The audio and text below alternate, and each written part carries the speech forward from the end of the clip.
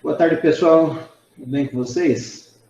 Estamos iniciando mais um momento de estudos, né, do nosso Visão Espírita. E no dia de hoje nós vamos falar a respeito do Apocalipse, né? Essa solicitação do Apocalipse foi do... fugiu o nome agora. Daqui a pouco eu lembro. Mas... ele nos pediu que falássemos a respeito do Apocalipse, pediu que falássemos também do Dimas e Gesta, que são os dois ladrões que foram crucificados ao lado de Jesus, né? Então, nós vamos oportunamente falar também desse tema. Mas hoje, em especial, a gente vai falar a respeito do Apocalipse, que tanto nos impressiona. Aqueles que conhecem a Bíblia sabem que é um livro enigmático, cheio de mistérios, cheio de simbologia, de símbolos e simbolismos, né? Então, vamos dar uma olhada qual é a visão que a doutrina espírita tem a respeito do Apocalipse. O que ela pensa a respeito, qual é a opinião. E hoje nós vamos, estava conversando com o Rafael, hoje nós vamos fazer a primeira parte. Na realidade, vamos fazer em duas partes esse momento de estudo. Hoje nós vamos ter um apanhado dele como geral, e na semana que vem nós vamos falar a respeito dos símbolos, né? O que isso representa, as 7 igrejas, enfim, o que representa isso dentro da doutrina espírita. Tá? Mas, quando falamos de Apocalipse, invariavelmente, a gente começa a imaginar o fim do mundo. Alguns segmentos religiosos, algumas religiões, elas têm no Apocalipse o dia do juízo final. Então, o dia que findar o mundo, o dia que vier, que acontecer a volta de Jesus, né, esse então será o Apocalipse, quando os selos serão abertos, as bestas, aquela simbologia toda. E a gente sabe que, se nós formos falar a respeito de fim do mundo, é complicado, tá? Porque isso mexe com o imaginário das pessoas. Há os falsos profetas que se aproveitam dessa data que nunca chega, como o fim do mundo, dia do juízo final, para que possam tirar algum proveito desta situação, desta condição. Então, nós precisamos entender, por exemplo, qual é o conceito do Apocalipse. Como é que isso se desenrola, né? O que é isso? Enfim, o Apocalipse, segundo o grego, é uma palavra de origem grega, apocalipsis, formada por apo, né? Tirado de. Apo tirado de. E kaluma, véu. Ou seja, que representa a revelação.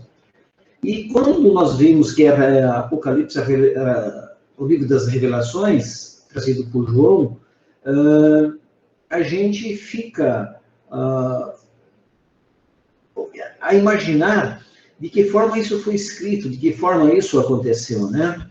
Porém, para que a gente possa entender o Apocalipse de João, ele constitui o fim, né, do Novo Testamento. Ou seja, temos, num primeiro momento, o Velho Testamento, trazendo toda a lei mosaica. No Novo Testamento, nós temos a vinda de Jesus, e que, depois dessa vinda de Jesus, de Jesus ter trazido para a gente os esclarecimentos, todo aquele ensinamento, virá um terceiro momento, e nesse terceiro momento que será, de fato, né, a finalização da Terra, a finalização do globo terrestre.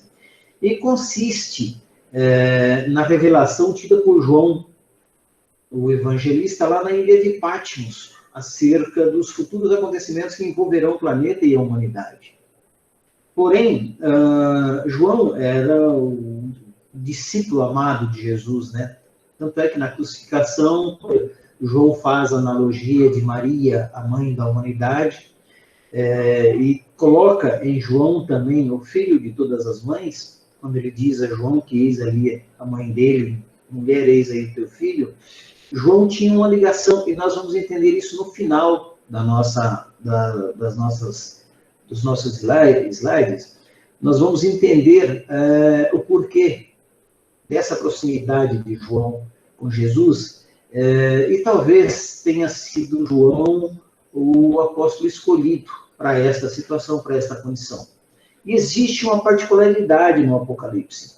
Se nós pegarmos a nível comparativo e de pesquisa comparativa, nós vamos pegar a Bíblia da Igreja Batista, da Presbiteriana, da Assembleia de Deus, nós vamos ver que os livros, tanto do Velho quanto do Novo Testamento, há muitas alterações, de acordo com as traduções que foram feitas, de acordo com as impressões, enfim. Se nós pegarmos da Igreja Católica, nós vamos ver que há sempre alguma, eu digo, divergência. Umas têm mais, outras têm menos. E há uma particularidade em todas elas. O livro do Apocalipse são todos iguais. Ninguém se atreve a mexer neste livro. Eu não sei se por temor, não sabemos se por prudência ou por não querer se comprometer, não querer mudar, né, o conceito daquilo que João quis trazer a nível de informação. Então, ele finaliza o Novo Testamento trazendo de João aquelas visões. E nós precisamos entender, por exemplo, meus irmãos, qual é a diferença entre Apocalipse e profecia. Porque falar o profeta, né? João era um profeta? Será que João profetizou? E há alguns segmentos religiosos, lamentavelmente, e nós temos que ficar muito atentos e entristecidos, às vezes observamos, quando alguns dizem que estão profetizando em nome de Deus e trazem informações absurdas e esdrúxulas que, dentro de um raciocínio lógico e coerente, fica difícil a gente aceitar aquilo que eles nos passam. E nós vemos aí, nos diversos segmentos religiosos, a interpretação de acordo com a conveniência de cada um. Então, a profecia, que é uma profecia apocalíptica, mas existe uma diferença entre isso, né? A profecia, os profetas ouviam as revelações divinas. Estas profecias e esses profetas ouvindo as revelações divinas, nós sabemos que todos nós somos médiuns, e dentro desse processo do desenvolvimento da mediunidade, de acordo com o compromisso do espírito, com a ferramenta que a espiritualidade utiliza, ouvir essas revelações, muitas vezes ele pode ser um médium intuitivo, pode ser um médium perceptivo, pode ser um médium vidente, e nós vamos ver isso na particularidade de João. Então, as profecias, aqueles que recebiam e transformavam isso em fatos a acontecerem, queriam acontecer, como revelações divinas, eram os chamados profetas, ou seja, médiuns que traziam, de acordo com o conhecimento e interpretação daquela época, as informações dos espíritos. Muitas vezes de exaltação, muitas vezes de prevenção, ou coisa que equivalesse. Então, a profecia eram as revelações divinas. E o Apocalipse, as revelações eram feitas em forma de visões, né? Em formas únicas de visões. Então, esse médium, esse profeta, ele, quando tinha uma visão, não era uma revelação, era uma apocalipse. Ou seja, ele interpretava. As revelações eram uma informação direta, não eram informações subjetivas, vamos assim dizer. Já o Apocalipse, ele interpreta as visões que ele teve, né? Se nós trouxermos hoje para o vulgo e para o popular, muitas vezes nós, dentro do vulgo popular, nós temos, eu tive uma visão de uma cobra, então você interpreta que aquilo é uma traição, que aquilo é uma maldade, coisa que o valha. Diferente de você ouvir, de você receber da espiritualidade, através da mediunidade da audiência, tá? Uma informação. Então, as revelações, e aí é que está, a mediunidade que mais pode ser enganada, com a maior probabilidade de engano, é de fato a mediunidade da evidência. Porque os espíritos, eles podem formatar, eles podem formular imagens, apresentar imagens a cada um de nós, da forma que interessa a passar aquela mensagem. Então, espíritos sérios, espíritos comprometidos com o bem, com a verdade, vão nos trazer imagens reais. Mas espíritos que não querem, que não têm compromisso com essa verdade, vão mostrar as imagens que eles querem nos trazer. Tá certo? E isso, a interpretação dessas visões, muitas vezes divergem muito do objetivo e da realidade a que de fato possa ser buscado. Então, a diferença entre profecia e apocalipse, né? As profecias, as audiências, né? A audição, e o apocalipse, a vidência ou as visões. Quem escreveu esse apocalipse? João é o autor do 4º evangelho do Novo Testamento. Então, João, além de escrever o livro de João do Novo Testamento, traz no final da própria compilação dos escritos, porque eles fecham o Novo Testamento com o livro das Revelações, que é o livro do Apocalipse. E João, então, ele tem, na realidade, o livro que ele escreveu lá no Evangelho, e aí ele tem, finalizando, o livro do Apocalipse, ou seja, o Apocalipse de São João, segundo alguns historiadores, né? Existem, por exemplo, dentro da Bíblia, outros livros apocalípticos, ou seja, das visões que esses médiuns, esses profetas tiveram lá atrás. Existe. Tá? Vários no Antigo Testamento. Então, o Antigo Testamento é recheado, se nós buscarmos lá no livro de Isaías, o profeta Isaías, de Jeremias, Lamentações de Jeremias, né? Ezequiel, o profeta Daniel também traz inúmeras visões. Então, se nós buscarmos esses livros e fizermos também um exame comparativo com o Apocalipse de João, nós vamos observar que o processo da informação é o mesmo. Porém, a densidade dessas informações são diferenciadas. E são diferenciadas com uma particularidade, segundo Emmanuel nos informa no livro Missionários da Luz. Nós vamos ver isso mais adiante. Então, existem outros livros na Bíblia que trazem revelações. Outros livros que trazem informações. Através desses profetas que nós sabemos são médiuns videntes, médiuns audientes, médiuns com a clarividência, por exemplo, e que mediunidade é essa utilizada pelos espíritos de acordo com os costumes da época, trazem essas informações. Então, jamais, né, naquela época, quando se falava das pitonisas, que nada mais eram do que ou pitonisas ou adivinhas, né, em alguns momentos elas eram endeusadas, em alguns momentos elas eram descartadas e muitas vezes demonizadas. E isso precisa se ter muito cuidado, porque, queira sim, queira não, meus irmãos, sabemos que a Bíblia é um livro de conveniências que foi sendo adaptado de acordo com os interesses de cada segmento religioso, tá? E hoje se utiliza ainda, se nós observarmos, as igrejas renascentistas, ou seja, existem aquelas mais ortodoxas, que trabalham muito o Velho Testamento, trabalham muito Deus. Eles trabalham um Deus vingativo, um Deus duro, um Deus de sangue, um Deus de vingança. E temos as renascentistas, vamos assim dizer, que trabalham muito mais no Novo Testamento. Já trabalham um Deus de piedade, já trabalham Jesus, por exemplo, como Salvador, que são aquelas que trabalham no batismo. Tá? As que trabalham no Velho Testamento, dificilmente o batismo é uma coisa extrema. Uma coisa extrema. As que trabalham no Novo Testamento, o batismo é uma coisa mais, já é uma coisa mais comum, vamos assim dizer.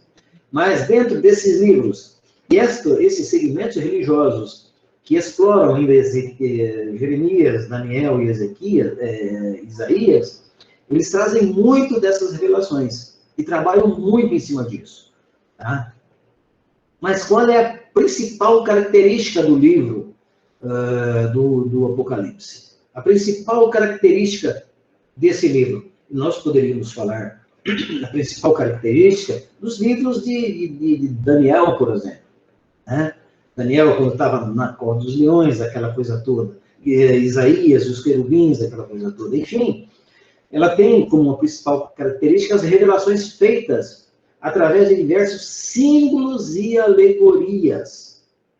Né? Ora, se nós tivermos nos ensinamentos das parábolas, alegorias, símbolos e costumes, também temos aqui de uma forma um pouco mais profunda, porque João, na interpretação das suas visões, ele fala dos animais, fala de números, fala de objetos, fala de imagens. Quando ele fala de animais, ele fala da besta. Quando ele fala de número, tem lá o número 7, cabalístico, o número cabalístico, ou 666. Ele fala dos 7 castiçais de ouro, dos 7 selos, né? Fala da imagem da virgem, ou da serpente com várias cabeças. Enfim, ele se utiliza muito dessa simbologia. E aí, a gente, que é a nossa ideia para a próxima aula, nós trazermos a visão espírita do que João quis falar a respeito com estes objetos, com esses números, com essas imagens. Mas a principal característica desse livro, de fato, são as imagens, os números, e ele se tornou um livro muito místico, porque todo o misticismo, tá? E o espiritualismo também utiliza-se muito de números, de objetos e de imagens. Então, esse livro, se nós pegarmos e trouxermos à luz da razão, nós vamos ver que ele é um livro extremamente místico, principalmente. Né? E qual é o contexto histórico deste livro? No contexto histórico que nós temos para o livro do Apocalipse,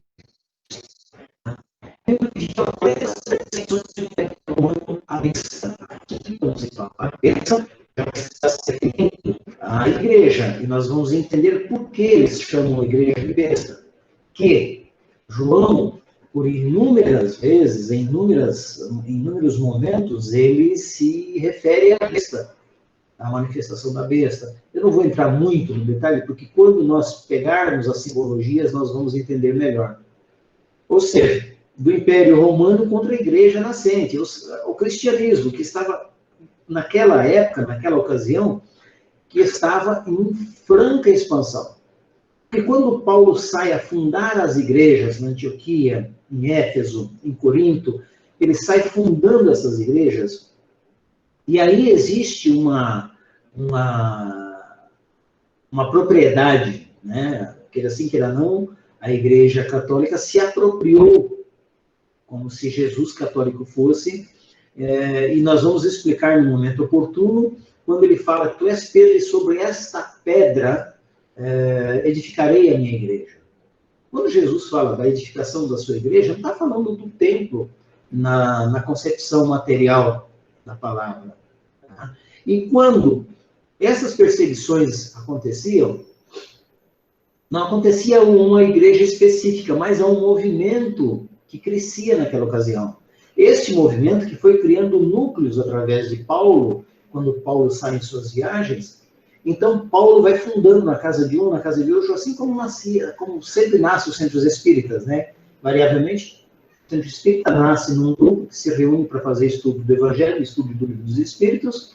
Este grupo vai se fortalecendo, vai se formando, dali a pouco ele precisa de um espaço maior. Então funda-se uma casa espírita.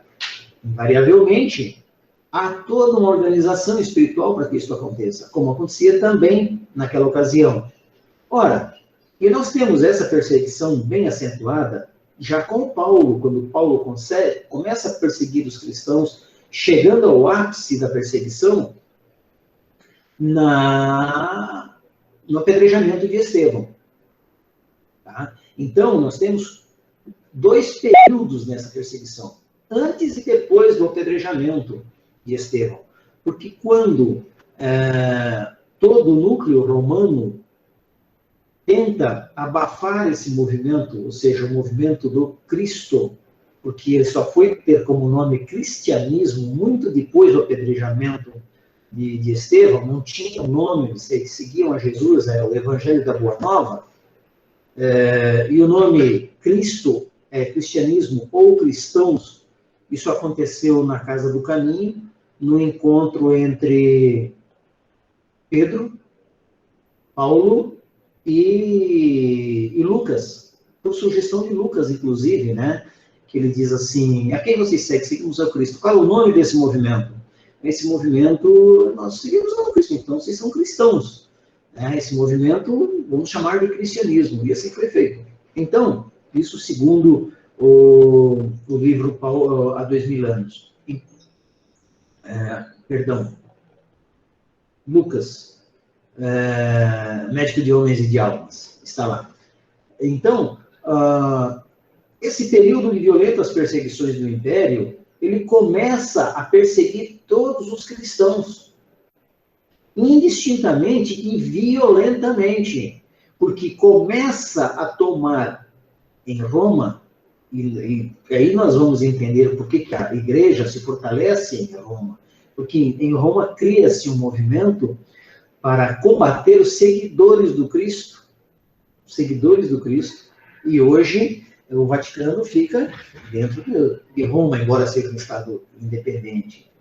Então, o contexto histórico ele vem num período de violentas perseguições do Império Romano contra esse movimento que crescia cada vez mais, cada dia mais. E por que havia essa perseguição? Porque havia um despertamento de consciência do jugo, né, imposto pelos romanos, até todo aquele povo da Palestina, todo aquele povo daquela região. Então, se houvesse um despertamento, se esse povo abrisse os olhos, vamos assim dizer, consequentemente o poderio romano naquela região iria enfraquecer. Então, eles tentavam abafar de alguma forma esse movimento. Essa perseguição às igrejas, né, que Paulo havia fundado. E João, já prisioneiro lá na ilha de Patmos, né, no período do reinado de Domiciano, ou seja, no ano 95, 65 anos depois da morte do Cristo, 62 anos depois da morte do Cristo, que ele escreve o Apocalipse com o objetivo de reerguer o ânimo dos cristãos. Então, ele cria esse fato novo, quando está preso, ele, meditando em todas as dificuldades que teve na jornada, Paulo já não vivia mais, ele era um dos únicos que ainda estavam vivos, mas não tinha esse conhecimento, que ficou muito tempo preso na ilha de Patmos. Ele começa a escrever para que o povo tivesse esperança, tivesse fé. Então, ele coloca toda essa simbologia, através do seu conhecimento, que ele tinha um conhecimento, e nós vamos ver isso, para que o povo não esmorecesse, para que o povo não desistisse, para que acreditasse, para que, apesar de toda a dor, de todo o sufoco, havia esperança, eles seriam, entre aspas, vingados por determinadas situações e condições do dia do juízo. Então ele começa a escrever essas esperanças e consolações dentro da prisão na ilha de Patmos, no ano por volta de de 95. Mas quem era João, né? João era médium clarividente, profeta, possuidor de várias formas de mediunidade em alto grau. Ora, nós sabemos que todos aqueles espíritos que assessoraram Jesus de alguma forma, que vieram no contexto do nascimento do Cristo no corpo físico, foram espíritos escolhidos, previamente escolhidos, organizados pela espiritualidade, e que a espiritualidade, certamente, e por isso que eu sempre falo, que Deus não capacita, não escolhe os capacitados, capacita os escolhidos. E dentro dessa capacitação de escolhidos, se nós observarmos, todos os espíritos missionários que tiveram destaque na história em prol da humanidade, são espíritos que, quando ainda não estavam conscientes do que era o Cristo, tinham destaques, como Paulo, por exemplo, como o procônsul, por exemplo, tá? Como Lentulus, por exemplo. Então, eram espíritos que ainda não tinham a conscientização do que era Jesus, mas tinha por perto alguém que o sustentava, como Lívia, por exemplo, com Paulo, né? Como a esposa, como Lívia, a esposa de Lentulus, do senador Lentulus, como Abigail com Paulo, né? Então, espíritos que estavam próximos destes escolhidos, então, eles, na sua simplicidade, Abigail era simples, Lívia era simples, todos os discípulos de Jesus, tá? Aqueles que conviveram com Jesus eram homens crus, eram homens rudes, eram homens simples, com exceção de Lucas, que vem depois, tá? De Paulo, que vem depois, que não conheceram a Jesus. Então, aqueles que conviveram com Jesus eram pessoas simples, espíritos simples, porque simples era Jesus. Então, seria incoerente, por exemplo, que Jesus tivesse, durante a sua estada, um homem como Paulo, apesar de convertido, né, como um homem e talvez não conseguisse conviver no meio da simplicidade, no meio da brutalidade, entre aspas, daqueles que seguiam a Jesus, que falavam a língua do povo. Então, João era um espírito diferenciado. Ele acompanhou, foi o único que foi aos pés da cruz com Jesus. Tá? Sendo espírito diferenciado, tinha na sua clarividência, nas suas profecias, na sua mediunidade, condições em alto grau, condições de assimilar esses ensinamentos. E nós vamos ver o que Jesus faz com João depois. Então, Jesus às vezes era muito duro com seus apóstolos, com seus discípulos. Ele chama, ele fala, mas ele sabia, ele conhecia a limitação, ele conhecia o que cada um podia desenvolver. Né? O que cada um podia desenvolver. Ele sabia das fraquezas de cada um, tanto que anuncia a Judas o que ia acontecer, anuncia a Pedro o que ia acontecer. Tá? E anuncia a todos aos seus discípulos, dizendo assim, os meus discípulos serão reconhecidos por muitos se amarem, ou seja, aqueles que vão, de fato, se irmanar no processo da divulgação do Evangelho. Então, essa mediunidade de João auxilia muito na escritura do Apocalipse. Mas era também iniciado no conhecimento da época, quer da cultura grega, como da lei e da ritualística judaica. Então, ele conhecia tanto a cultura grega, que era uma cultura cheia de simbologismo e de simbolismos, quanto na ritualística da judaica. Então, imaginemos, ele no conhecimento da cultura grega, com a preparação da ritualística judaica, e ainda com a mediunidade de clarividência e de profecia que ele tinha, era o vaso perfeito para condicionar essa mensagem. Né?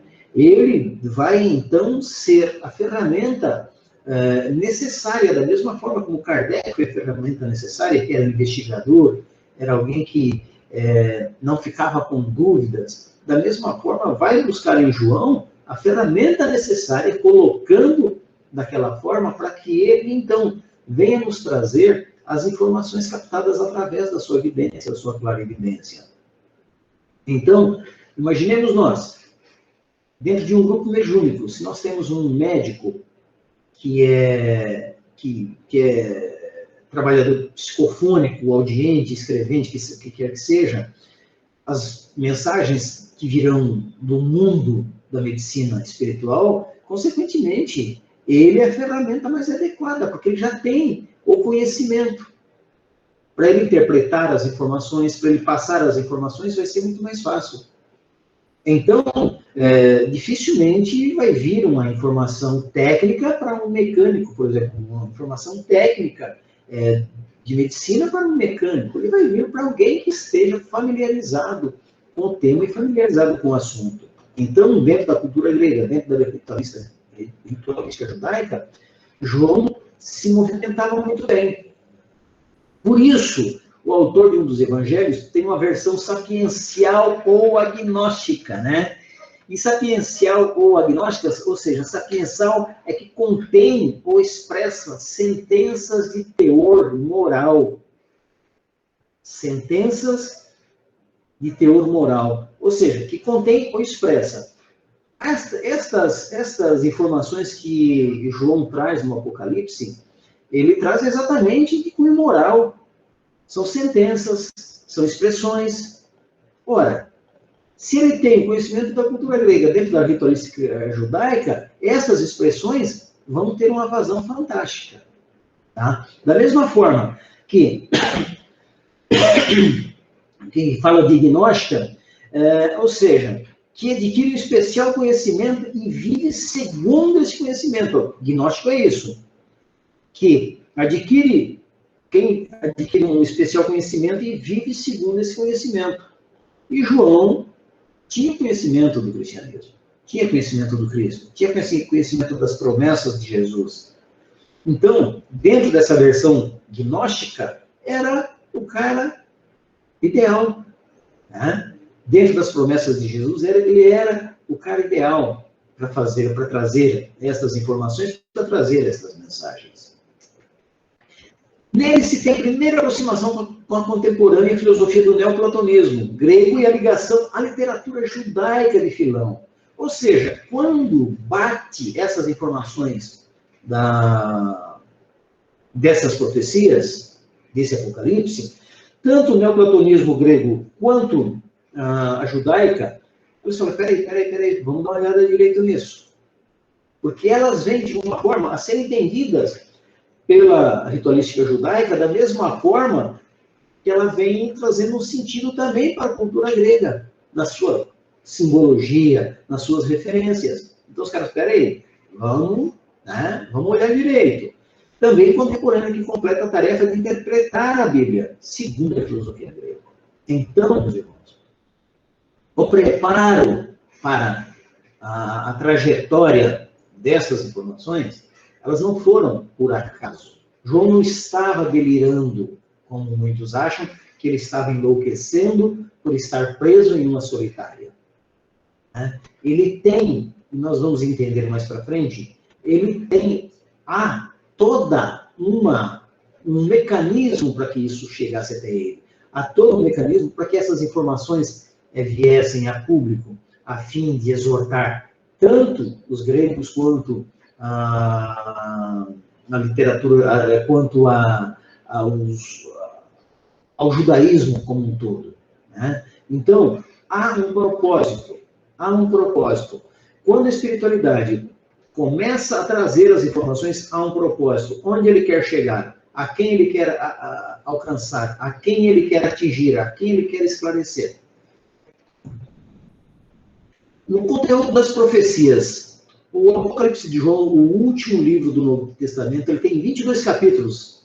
Né? Consta de 22 capítulos em que Jesus aparece a João na ilha de Patmos e ordena-lhe que escreva o que viu e participe a humanidade.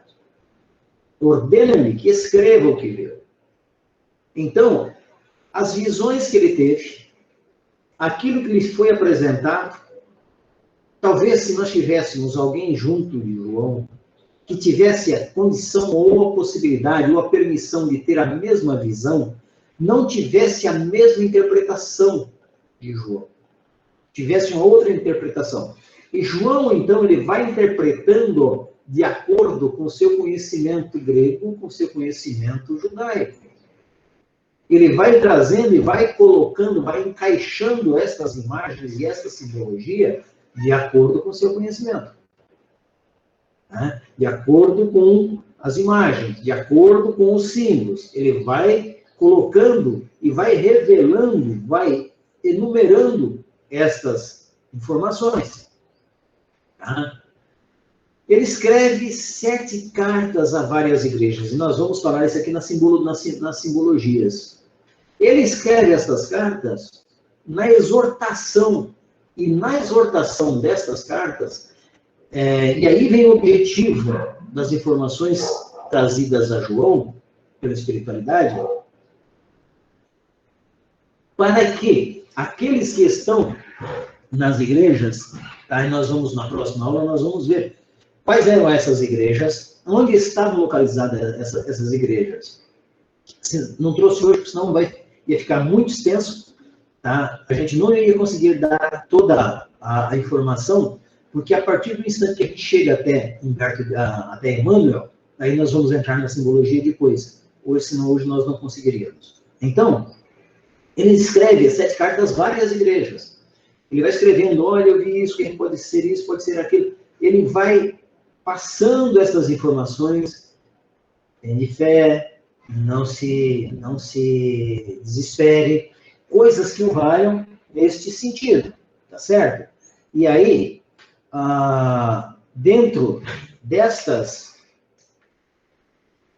visões que ele tem, ele relata o trono da majestade divina, ou seja, ele diz também do que ele observou quando ele teve as visões.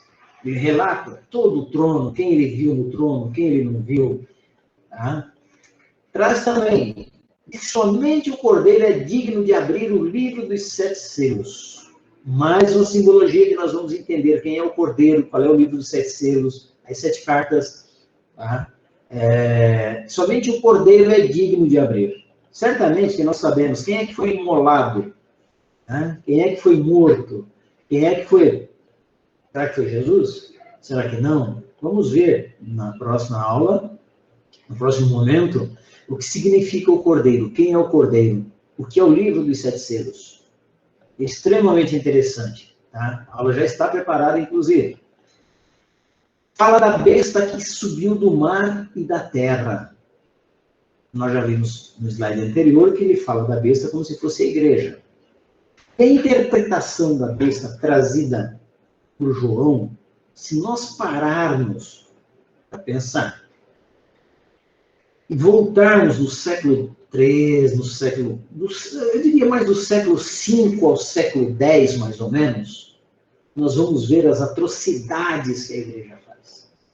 Nós vamos ver as coisas que a igreja faz em nome de Deus, nós vamos ver as cruzadas matando em nome de Deus, nós vamos ver as indulgências sendo vendidas, é como se fosse uma besta de fato, né, reinando também. Então ele fala da besta que subiu do mar e da terra. Discorre sobre a queda da Babilônia, enumerando a visão da grande prostituta sentada sobre a besta, a grande prostituta sentada sobre a besta, alguma coisa sentada sobre a igreja. Tá? As lamentações sobre a terra, alegria e triunfo nos céus e a vitória de Cristo sobre a besta e sobre o falso profeta. Aqui, meus irmãos, é um caminho tão longo que ele coloca nestas visões, que se nós observarmos o que Kardec fala, né, que o Espiritismo não é a religião do futuro, é o futuro das religiões. Quando ele fala de Cristo sobre o triunfo, a alegria, o triunfo dos céus e as vitórias de Cristo sobre a besta e sobre os falsos profetas, é a conscientização da imortalidade da alma, reencarnando em processos em que a verdade se faz matando todos os dogmas criados como de céu, de inferno, tá? Então, quando essa verdade resplandece, quando ela triunfa, então, ela vai aplacar todos os dogmas de todas as religiões. Todos os dogmas. Olha a distância em que essa informação pode abranger. Quanto tempo isso vai demorar? Não sabemos. Né? Mas há coerência. Se nós pegarmos e fizermos analogia dentro de um tempo cronológico, desde a escrita, do que está acontecendo, do que se pode acontecer dentro desse caminho que está se desenvolvendo, nós vamos ver a coerência do livro do Apocalipse. Vaticina sobre o juízo final, enaltecendo os novos céus e a nova terra e o novo Jerusalém. E a nova Jerusalém. Nós falamos sábado passado sobre há muitas moradas na casa de meu pai. Quais são os novos céus que nós, espíritos, iremos habitar? Céus de outros planetas. Dentro do nosso processo evolutivo. Então, quando ele fala da nova terra, da nova Jerusalém, ele fala de outras colônias, de outros mundos. Coerência novamente. Nós vamos ver isso mais adiante. Por fim, faz algumas admoestações e conclui com as promessas finais.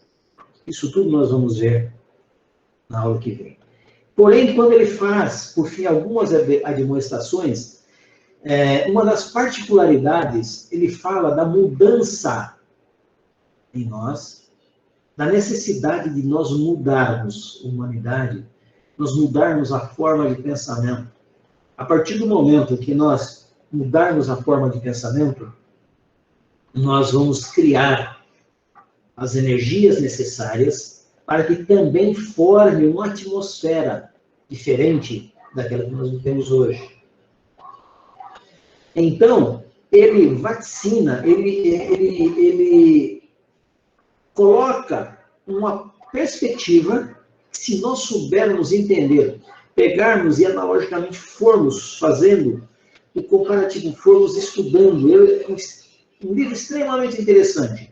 Não é um livro de temor, não, é de interpretação. E dentro dessa interpretação, se nós vermos a coerência com que a doutrina espírita nos traz a interpretação do que ele diz na simbologia, nos números, nas imagens, é qualquer coisa fantástica. Então, e conclui com as promessas finais. Nós vamos trazer também. Agora, essas admoestações, elas vêm desde a época de João Batista. Né? Elas vêm desde a época de Elias, lá de Acabe e Jezabel, elas vêm desde o Velho Testamento. Desde Moisés, essas admoestações. E admoestações continuam acontecendo nos dias de hoje. O momento que nós estamos vivendo é uma admoestação. Tá? Dizendo, abre o olho, modifica, transforma, age diferente. Assim é. Desta forma é que ele vai se colocando. Quando fala a respeito de profetismo e conhecimento, esse conhecimento, Jesus disse que nós não estávamos preparados para entendermos tudo. Então, esse conhecimento, ele se forma lentamente. Ele vem desde a infância da humanidade. Esse conhecimento, ele vai se desenvolvendo paulatinamente, gradativamente. Então, ele começa lá na infância do totemismo, do animismo, da mitologia. Ele vem desde a adoração dos deuses, desde a adoração dos bezerros, desde a adoração, enfim, de toda a mitologia grega que nos traz inúmeros e diversos deuses, né, no panteísmo. Esse conhecimento, ele se forma lentamente. Tá? E nós vamos descobrindo, através desse conhecimento, os objetivos do Criador. Então, conforme vamos estudando, conforme vamos percebendo, conforme vamos nos atendo às informações que nos chegam do espaço, nos chegam dos espíritos, se estivermos atentos àquilo que já temos trazidos pelos profetas, pelos adivinhos, pelos gênios do passado, nós vamos ver, tá? Que, embora sejam arcaicas as formas de concepção, elas são muito verdadeiras hoje. Queira sim, queira não, são muito verdadeiras hoje. Né? Então, o dogmatismo surge nesse processo histórico, baseando-se apenas na teoria. E o que são dogmas? Coisas que não se explicam. Por isso a doutrina espírita não tem dogmas. Na doutrina espírita, tudo se explica. Tudo tem um começo, tudo tem um meio, tem um fim. Nada fica, tá? Nada fica suspenso no ar. Dogmatismo, então, ele surge em todos os segmentos religiosos, excetuando-se ao espiritismo, e já em algumas religiões espiritualistas, em que já estão olhando a reencarnação de uma forma diferenciada, estão olhando a pluralidade dos mundos de uma forma diferenciada. Haja visto que até no processo científico já começa a se estudar, além da matéria, começa a se estudar as energias do corpo perispiritual. Então, nesse processo histórico, estão baseados somente, lamentavelmente, somente na teoria. Se basear somente na teoria, vai ter dificuldades. Na sequência, surge o simbolismo, retratado por Pitágoras, ao conceber o mundo como uma unidade. Ele diz, opa, nós não estamos sozinhos aqui. O João também fala isso. Já falamos isso lá no nosso encontro de sábado passado. Nós não estamos sozinhos, nem temos essa pretensão. Então, e hoje o que vale é conhecimento teórico experimental. Ou seja, o conhecimento pela comprovação das hipóteses. O que Kardec faz? Quando ele tem a possibilidade, quando alguém mostra uma possibilidade de que havia em algum momento movimentos das mesas girantes, mesas que dançavam, ele fala, peraí, vamos dar uma olhada direito nisso. Então ele vai para o conhecimento, toma conhecimento do fato, tá? Há uma teoria sobre ele, mas, porém, ele quer experimentar para ver como funciona. Se é de fato, qual é a força motriz que movimenta tudo aquilo. E aí, ele vem comprovar, através das hipóteses trazidas pelos espíritos, uma outra possibilidade, outro mundo, que é o que nós vivemos hoje. Hoje, nós vamos testando pela experimentação, através de hipóteses. Tá? A vacina, por exemplo, está se fazendo através do quê? Do experimento. Nas hipóteses que vão se encaixar para atingir seu objetivo. Então, dentro do profetismo e conhecimento, estas são as escalas que, queira sim, queira não, se nós observarmos, pegarmos esse caminho e jogarmos em cima do livro do Apocalipse, nós vamos entender melhor. Assim sendo, o profetismo existente em todas as épocas, da qual o Apocalipse é um fato, um exemplo, ele próprio, é um fenômeno que deve ser abordado com método científico e explicado na sua verdadeira essência. Então, método científico, a interpretação dos sinais, né? Interpretação das imagens, interpretação das condições através das hipóteses, das condições e das situações através das hipóteses. Então, isso precisa ser observado. Nós não podemos simplesmente sentar em cima do Apocalipse, tá, e achar que a besta é uma besta, que os castiçais, né, o que são os castiçais, sete espadas, o que é o livro dos sete selos, o que tem dentro desse livro, o que representa esse livro. É isso que nós temos que entender. Através do quê? Utilizando o profetismo, que está existente em todas as épocas, inclusive nessa, tá? Buscar o conhecimento teórico experimental para entendermos o livro. Com certeza. Ok, até aqui, pessoal? Todo mundo aí? Rafa? Sim, sente. Sim, estamos aqui. Estamos aqui em 11 pessoas no total acompanhando. Alguma pergunta? Até o momento, Vicente. não. Opa, Oi. Raul Rocha. Fala, Rocha. De fato, vendo que aqui você falando dessa questão do Apocalipse, que a gente tem que... Na realidade, a gente tem que estudar mesmo a base da razão mesmo, né? Sim. Porque é um livro que poucas pessoas pegam ele para ler, cara. Justamente por não entender esse simbolismo. Mas eu queria deixar aqui registrado até para as pessoas do grupo que não lembro o nome do espírito, mas eu lembro o nome do médium, é o Robson Pinheiro.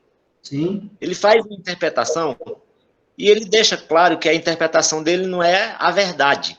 Ele não tem essa... Robson Pinheiro pelo espírito Shaolin.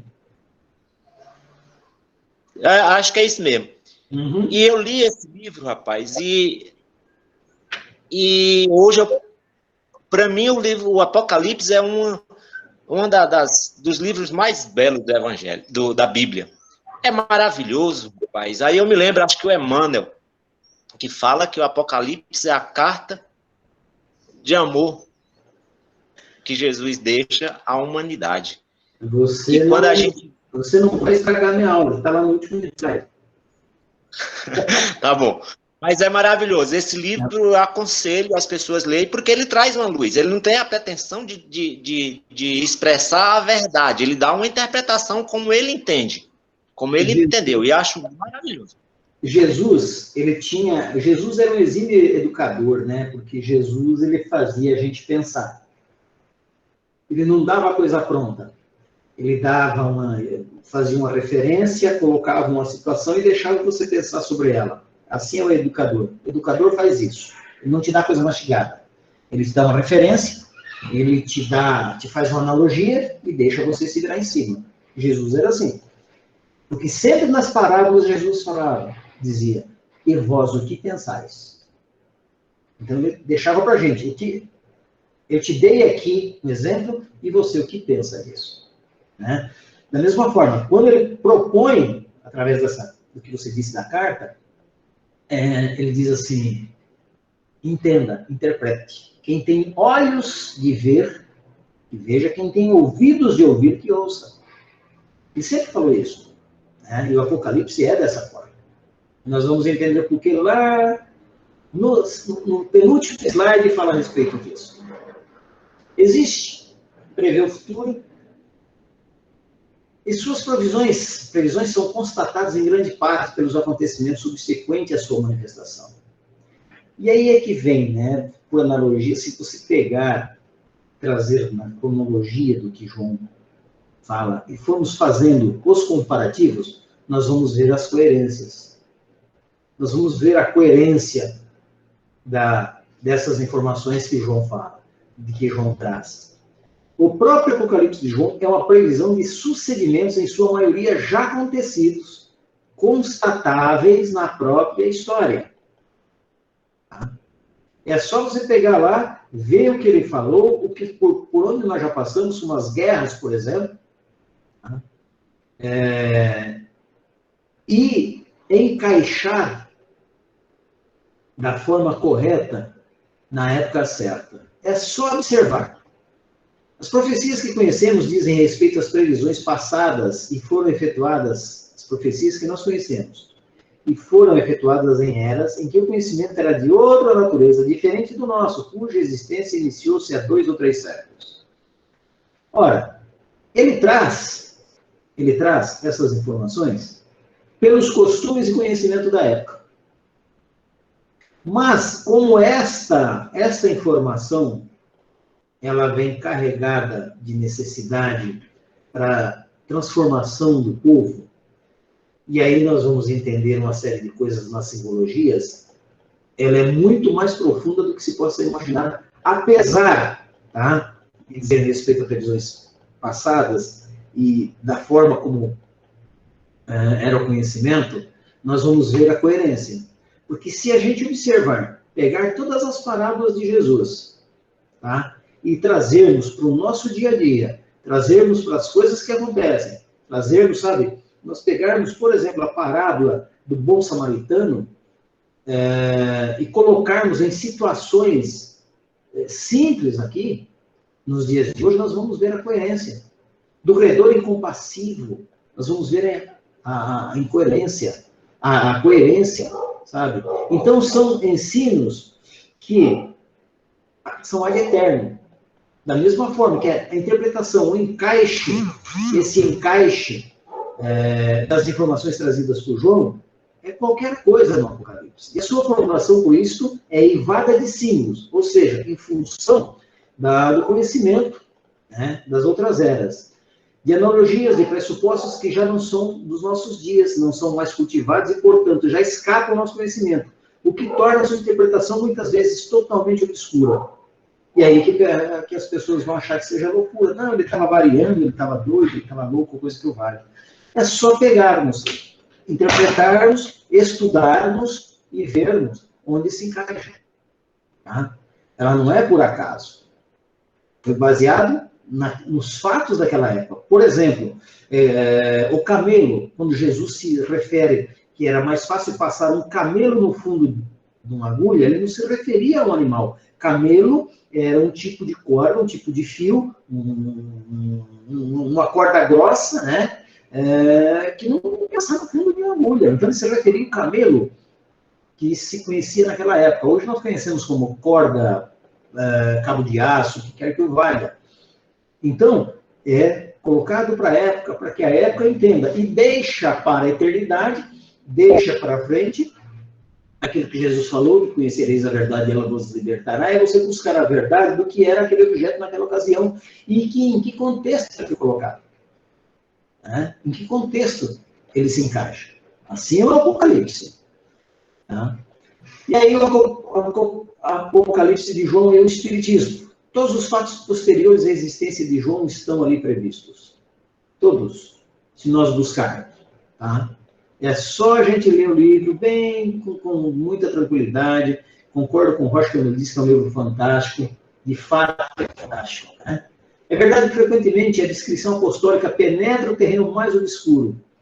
Vê-se que a sua expressão humana não pode copiar fielmente a expressão divina das suas visões, de palpitante interesse para a história da humanidade. A coisa era tão... foi colocada assim, tão abertamente, que ele não tinha palavras para expressar. É da mesma forma, quando a gente visita uma colônia espiritual, e você observa uma flor, você observa as cores. Eu estive certa vez em uma situação, em uma colônia espiritual, em que fui levado para ver um jardim, que eu digo para vocês, por mais que eu mostrasse a flor mais bela que eu já vi nas fotos aqui, elas não se comparam à beleza daquelas flores que eu vi lá. Então, é difícil de expressar. A gente não tem ainda entendimento para expressar essas coisas. As guerras, as nações futuras, os tormentos por vindouros, o comercialismo, as lutas ideológicas da civilização ocidental estão ali pormenorizadamente entrevistos. Está tudo lá. É só buscarmos, pensarmos e compararmos. Buscarmos, pensarmos e comparar. Tá? Então está tudo ali. Esta condição de informação era para que a gente tenha alguma reação de mudança, né? É a figura mais dolorosa, e é a figura mais dolorosa relacionada, que ainda hoje se oferece a visão do mundo moderno, é bem aquela da igreja transviada de Roma, simbolizada na besta vestida de púrpura, embriagada com o sangue dos santos. Como estão as igrejas hoje? Será que as igrejas que Jesus queria, que é o templo do coração, o templo da consciência, será que são essas que estão aí hoje? Aqui no Apocalipse. A besta vestida de púrpura, embriagada. Hoje, as igrejas, os templos, são verdadeiras suntuosidades. O Vaticano, a Capela Sistina do Vaticano, o teto da Capela Sistina do Vaticano, ela é revestida por 2 centímetros de ouro. O teto da Capela Sistina. Então, meus irmãos, é só nós interpretarmos. A igreja transviada de Roma, a igreja se perdeu. E isto, João trouxe a informação, que isso iria acontecer. As igrejas estão se perdendo, isso iria acontecer. Aqueles, os falsos profetas, o sangue dos santos, tudo isso João traz no Apocalipse. A identificação da besta apocalíptica. E aqui eu vou trazer, inclusive, o porquê do número 666, segundo os estudiosos. Preza o Apocalipse que a besta poderia dizer grandezas e blasfêmias por 42 meses, acrescentando que seu número era o 666. 42 meses. Né? Se nós pegarmos 48 meses, são 4 anos. Tá? E que seu número era 666. Lá no capítulo 8, no verso 5 a 8, fala a respeito disso. Porém, examinando a importância dos símbolos daquela época, e seguindo o rumo certo das interpretações, podemos tomar cada mês como sendo de 30 anos, em vez de 30 dias, obtendo desse modo um período de 1.260 anos comuns, justamente o período compreendido entre 610 e 1870 da nossa era, quando o papado se consolidava após seu surgimento com o imperador Focas, em 607.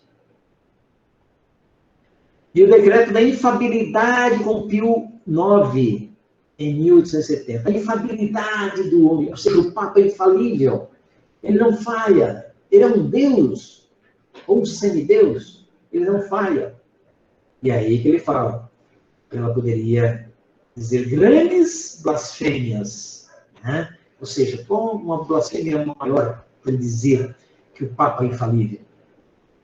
Nós somos humanos, todos nós falhamos. Em 1870, que assinalou a decadência e a ausência de autoridade do Vaticano em face da evolução científica, filosófica e religiosa da humanidade. O povo foi descobrindo que não era bem assim. Tá? Então, e outra coisa, isso em 1870, já no século XVII, no século XVII e XVIII. Os papas, lá atrás, no século II e século III, eles casavam, eles tinham filhos. O papado era uma condição hereditária. Passava-se para um sobrinho, passava-se para um filho. E aí, em 1870, e vem dentro dos 1.260 anos, no período compreendido entre 1610 e 1870, né, que eles falam, é que vem essa condição da infabilidade do Papa. Olha, trazendo no bojo todas as falhas, né, que nós conhecemos. Ainda, preciso andar um pouco. Identifica a besta como sendo o papado. O papado é a besta. E o número 666 como sendo o sumo pontífice da Igreja Romana, que usa os títulos de Vicarius Generalis Deo Inter Terris, Vicarius Filibei e Delexis Clere, que significam Vigário Geral de Deus na Terra, Vigário do Filho de Deus e Príncipe do Clero. Ou seja, coloca o Papa no Olimpo, um homem puro, infalível, tá? E para eles, muito mais que Jesus Cristo. Porque ele é o intermediário direto, o representante direto de Deus na Terra. Assim os católicos veem o Papa, tá? Que é o representante direto de Deus na Terra. Que é um grande engano, nós sabemos que não é assim que funciona. Bastará ao estudioso um pequeno jogo de paciência, somando os algarismos romanos encontrados em cada título papal, a fim de encontrar a mesma equação de 666 em cada um deles. Eu trouxe para vocês aqui. Só para a gente dar uma olhada. Aqui é a identificação. Vicarius Generalis Deo Interis, Vicarius Filibei. Ou seja, aproveitando em cada um desses títulos as letras que têm o valor como algarismos romanos, temos do primeiro, VICQ, né? V5, LI, 1, C100 e assim sucessivamente. No final dá 666.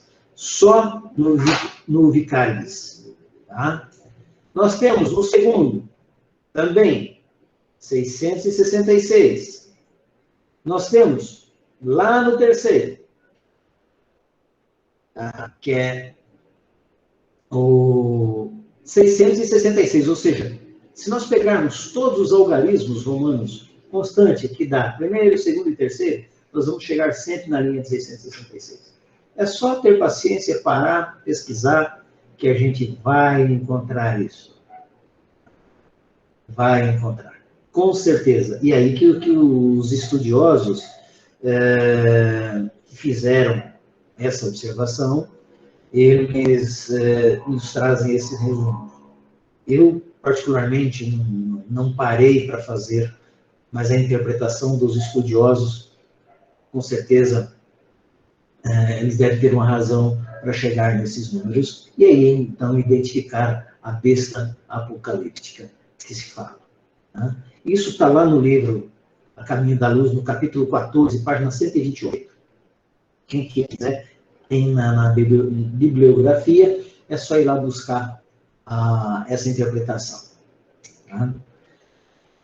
Os cataclismos futuros que estão colocados ali no Apocalipse de João, né?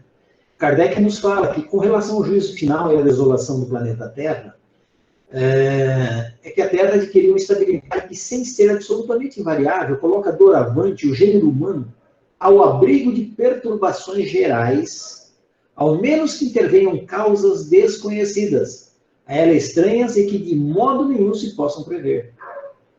Então, Kardec justifica ou comprova o que está escrito no Apocalipse de João, com relação aos cataclismas, de que a Terra sofrerá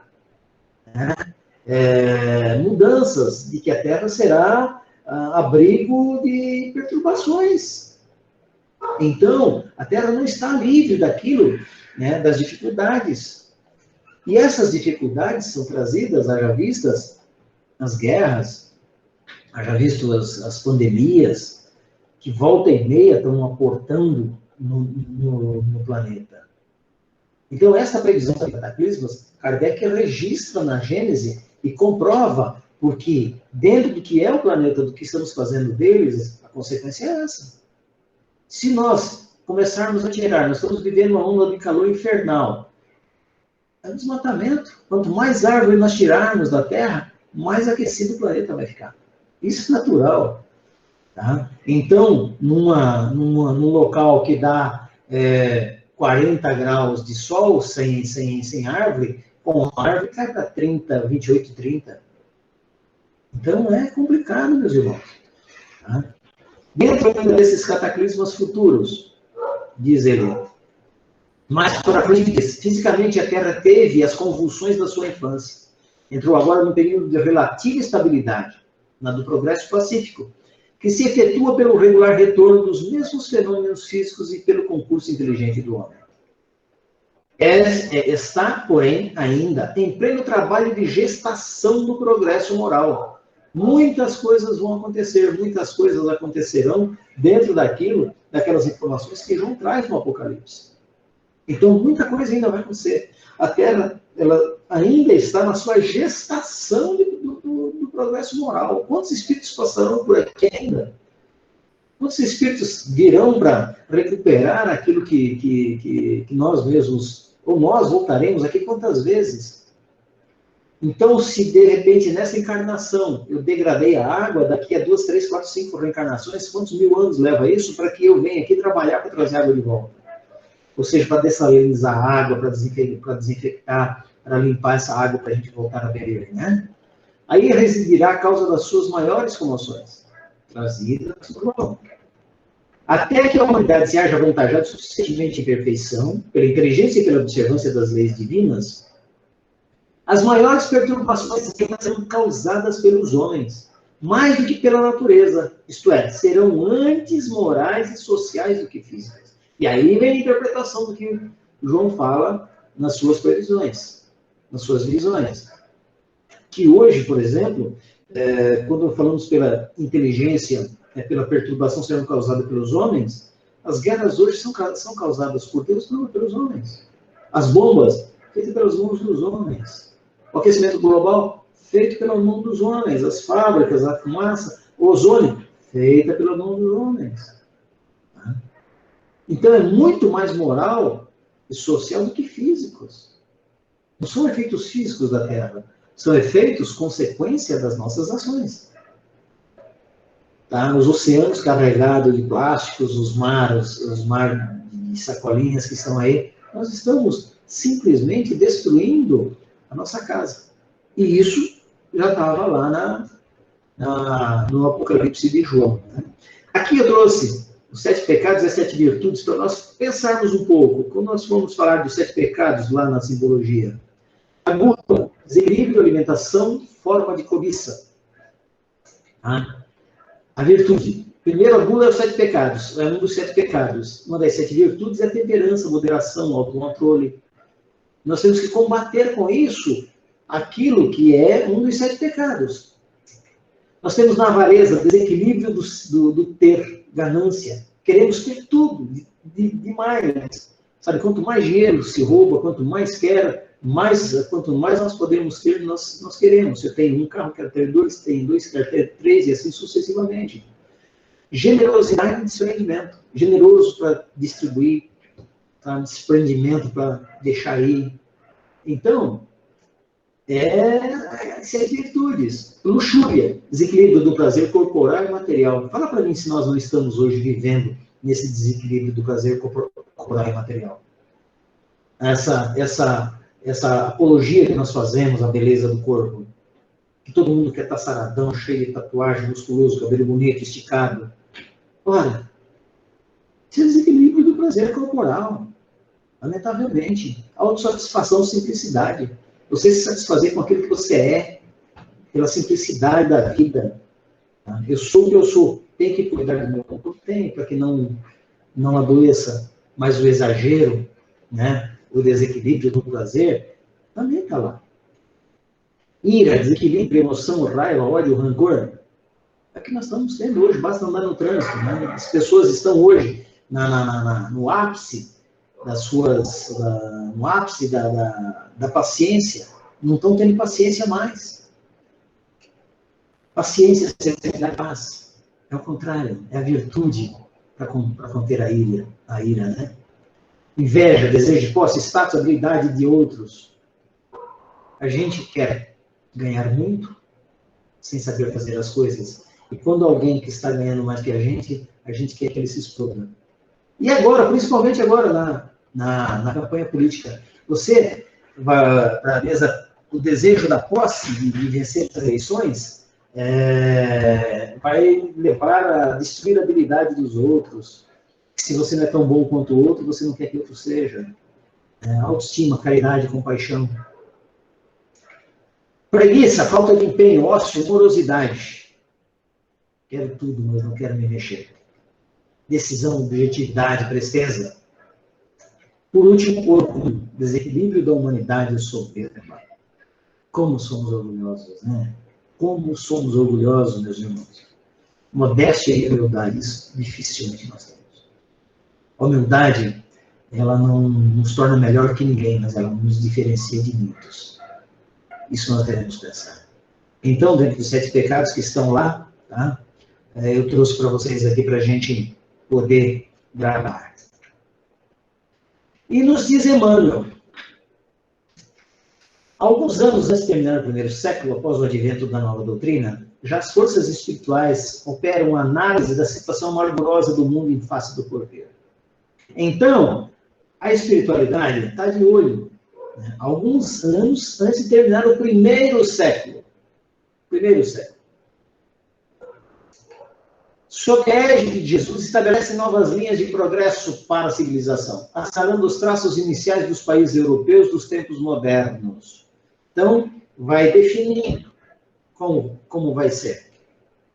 Roma já não representa, então, para o plano invisível, senão um foco infeccioso que é preciso neutralizar ou remover. Nós sabemos como era Roma na antiguidade. Nós sabemos como a igreja se corrompeu. Nós sabemos como a igreja fez e desfez. As inquisições, as fogueiras. Sabemos o que fez. Isso tudo comandado por Roma. Tudo comandado por Roma. Tudo comandado pelo papado. Tudo para que os hereges não prosperassem, para que qualquer herege pagasse a sua pena. E aí a espiritualidade, observa que já não representa mais isso. Todas as dádivas do alto haviam sido desprezadas pela cidade imperial. Ou seja, tudo que fosse divino era desprezado. Transformaram num Vesúvio de paixões e de esgotamentos. Vesúvio é aquele vulcão, né, que nós conhecemos, lá em que matou muita gente lá em Pompeia. O próprio Vesúvio já foi um cataclisma para dar uma equilibrada na região. E isso está lá no Caminho da Luz, no Apocalipse de São João. Ainda, né, Emmanuel nos faz uma observação. O Divino Mestre chama aos espaços o Espírito João, que ainda se encontrava preso nos liames da terra. O apóstolo, atônito e aflito, lê a linguagem simbólica e invisível. É quando João está preso. Então, quando ele começa a ter essas visões, é quando Jesus o chama. Jesus o chama. João, o apóstolo amado de Jesus. O conhecimento do apóstolo, tanto da cultura grega, quanto dos costumes judaicos. Jesus o chama. Vem aqui. Tá? E aí, atônito e aflito, lê a linguagem simbólica e invisível. Recomenda-lhe o Senhor que entregue os seus conhecimentos ao planeta como advertência a todas as nações e a todos os povos da Terra. Por isso que este livro, meus irmãos, ele é extremamente interpretativo. É interpretativo. Advertência a todas as nações e a todos os povos da Terra. Recomenda-lhe Jesus. Todos os fatos posteriores à existência de João estão ali previstos. Todos. Tá? Lá no Apocalipse de São João. Vê-se que a sua expressão humana não pode copiar fielmente a expressão divina das suas visões.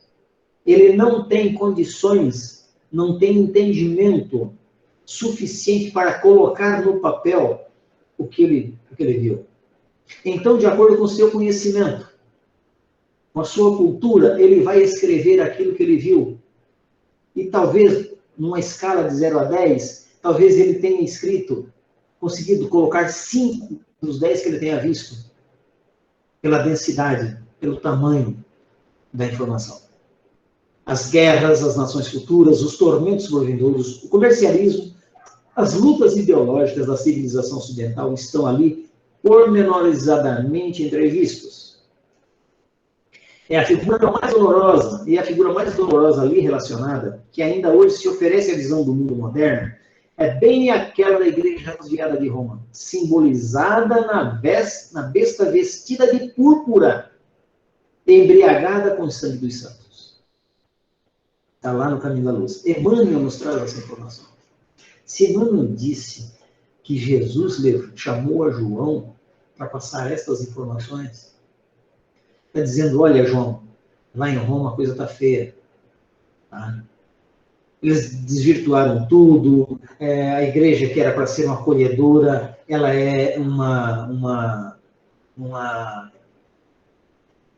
entidade incisiva, é um segmento incisivo de dor, era para ser um segmento de um ambiente de acolhimento, é um ambiente de tortura. Tá? E aí transcreve como a besta vestida de púrpura, embriagada de sangue dos santos, porque ela falava em nome de Deus. Ela matava em nome de Deus, ela torturava em nome de Deus, ela desfigurava em nome de Deus. Terrível, mas está no Apocalipse de João. Essas são as informações que João, sendo chamado por Jesus, lá, João ainda encarnado, da mesma forma como Emmanuel pega Chico, quando Chico disse, olha, eu queria entender Deus. Num determinado momento, num determinado dia, Chico estava chateado, falou assim, eu queria entender Deus. E, mano, você quer entender Deus? Vem comigo. Pega Chico e vai subindo, tirando da esfera da Terra. Chega um momento que Chico se vê tão perturbado, com tanta beleza, com tanta informação, que ele diz assim, me leva de volta para casa, porque eu estou com saudade do meu café. Porque era muita informação, era muita coisa. Essa grandiosidade. E é essa grandiosidade que Jesus passa a João quando o chama para lhe dar as visões e transcrever as informações. Então não pegou qualquer um. Pegou alguém que tinha conhecimento, pegou alguém que tinha uma certa cultura, tá? Para que trouxesse essas informações.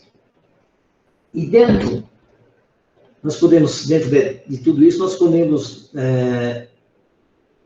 resumir que o Apocalipse de João é uma exortação à mediunidade, a maior ferramenta da revelação divina. Por que mediunidade? Porque a possibilidade que nós temos de receber, assimilar, interpretar a informação dos Espíritos, a informação do alto. Por isso o estudo, por isso o entendimento de tudo aquilo que nos cerca. A mediunidade é uma ferramenta fantástica, utilizada para o bem. E o João, possuidor desses vários tipos, pode se desdobrar, ir ao futuro e nos trazer essas informações. O que é fantástico, meus irmãos. Assim, se excluirmos a mediunidade em nossas interpretações, ficaremos apenas com o simbolismo da letra, que mais confunde do que ajuda a elucidação científica da profecia.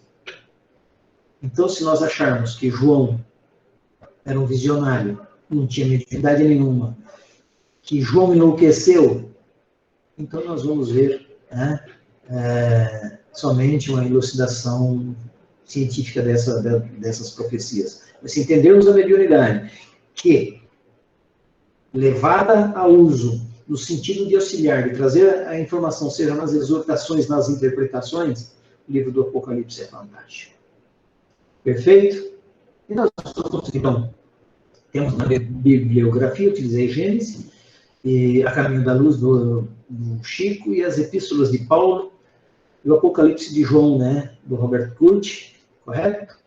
E vamos tentar trazer aqui a simbologia do Apocalipse e Espiritismo. Vamos ver o que nós conseguimos extrair de algumas coisas do Apocalipse. Perfeito, pessoal? Por enquanto, hoje é isso aí.